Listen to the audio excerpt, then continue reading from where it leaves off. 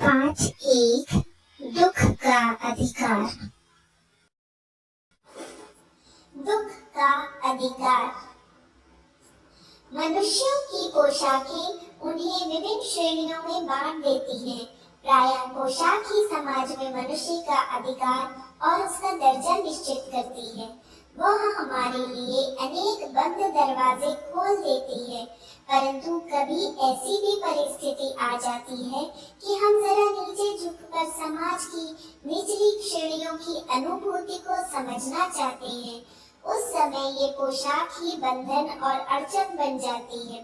जैसे वायु की लहरें कटी हुई पतंग को सहसा भूमि पर नहीं गिर जाने देती, उसी तरह खास परिस्थितियों में हमारी पोशाक हमें झुक सकने से रोके रहती है।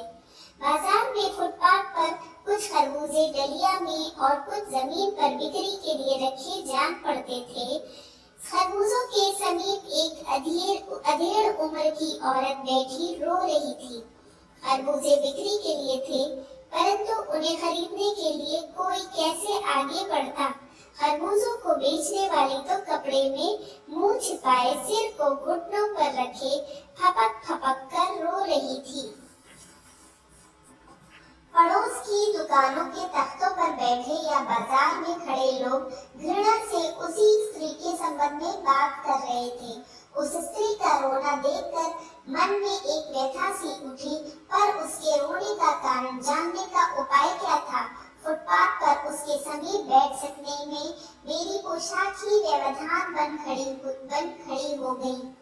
एक आदमी ने घृणा से एक तरफ थूकते हुए कहा, क्या जमाना है, जवान लड़के को मरे पूरा दिन नहीं बीता और ये बेहया दुकान लगा के बैठी है। दूसरे साहब अपनी दाढ़ी गुजारते हुए कह रहे थे, अरे जैसी नीयत होती है अल्लाह भी वैसी ही बरकत देता है। सामने के फुटपाथ पर खड़े एक आदमी ने दिया सलाई की तीली से कान खुजाते हुए कहा, अरे इन लोगों का क्या है, ये कमीने लोग रोटी के टुकड़े पर जान देते हैं। इनके लिए बेटा बेटी कसम लुगाई धर्म ईमान सब रोटी का टुकड़ा है। परचून की दुकान पर बैठे लाला जी ने कहा, अरे भाई उनके लिए मरे जिए का कोई मतलब ना हो, पर दूसरे के धर्म ईमान का तो ख्याल रखना चाहिए। जवान बेटे के मरने पर 13 दिन का सूतक होता है और वो यहाँ सड़क पर बाजार में आकर खरबूजे बेचने बैठती है। 1000 आदमी आते जाते हैं, कोई क्या जानता है कि इसके घर में सूतक है। कोई इसके खरबूजे खा ले तो उसका ईमान धर्म कैसे रहेगा, क्या अंधेर है। पास पड़ोस की दुकानों से पूछने पर पता लगा उसका 23 बरस का जवान लड़का था। घर में उसकी बहू और पोता पोती है। लड़का शहर के पास 1.5 बीघा भर जमीन में कचियारी करके परिवार का निर्वाह करता था। खरबूजों की डलिया बाजार में पहुंचाकर कभी लड़का स्वयं सौदे के पास बैठ जाता, कभी माँ बैठ जाती। लड़का परसों सुबह मुंह अंधेरे बेलों में से पके खरबूजे चुन रहा था। गीली मेड़ की तरावट में विश्राम करते हुए एक सांप पर लड़के का पैर पड़ गया। सांप ने लड़के को डस लिया। लड़के की बुढ़िया माँ बावली होकर ओझा को बुला लाई। झाड़ना फूकना हुआ, नागदेव की पूजा हुई। पूजा के लिए दान दक्षिणा चाहिए। घर में जो कुछ आटा और अनाज था दान दक्षिणा में उठ गया। माँ बहू और बच्चे भगवाना से लिपट लिपट कर रोए, पर भगवाना जो एक दफे चुप हुआ तो फिर न बोला। सर्प के विष से उसका सब बदन काला पड़ गया था। जिंदा आदमी नंगा भी रह सकता है, परंतु मुर्दे को नंगा कैसे विदा किया जाए। उसके लिए तो बजाज की दुकान से नया कपड़ा लाना ही होगा, चाहे उसके लिए माँ के हाथों के छन्नी कतना ही क्यों ना बिक जाए। भगवाना परलोक सीधा चला गया। घर में जो कुछ चूनी भूसी थी सो उसे विदा करने में चली गई। बाप नहीं रहा तो क्या, लड़के सुबह उठते ही भूख से बिलबिलाने लगे। दादी ने उन्हें खाने के लिए खरबूजे दे दिए, लेकिन बहू को क्या देती। बहू का बदन बुखार से तवे की तरह तप रहा था।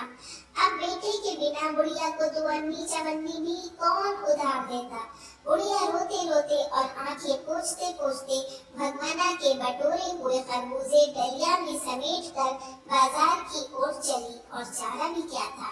बुढ़िया खरबूजे बेचने का साहस करके आई थी, परंतु सिर पर चादर लपेटे, सिर को घुटनों पर टिकाए हुए फपक फपक कर रो रही थी।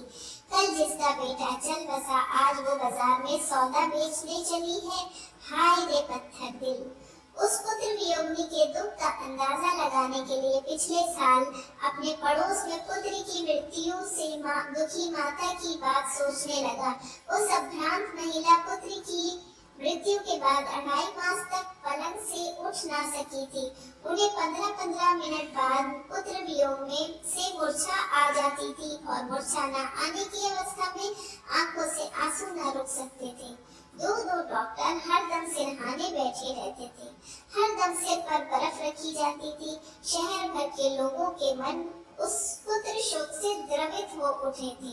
जब मन को कुछ सूझ का रास्ता नहीं मिलता तो बेचैनी से कदम तेज हो जाते हैं। उसी हालत में नाक ऊपर उठाए राह चलतों से ठोकरें खाता मैं चला जा रहा था। सोच रहा था कि शोक करने, गम मनाने के लिए भी सहूलियत चाहिए, और दुखी होने का भी एक अधिकार होता है। इस पृष्ठ पर पाठ से संबंधित प्रश्नों के उत्तर दिए जा रहे हैं। इसके अतिरिक्त अगर आप कोई और प्रश्न पूछना चाहते हैं तो कमेंट सेक्शन में लिखकर पूछ सकते हैं। धन्यवाद।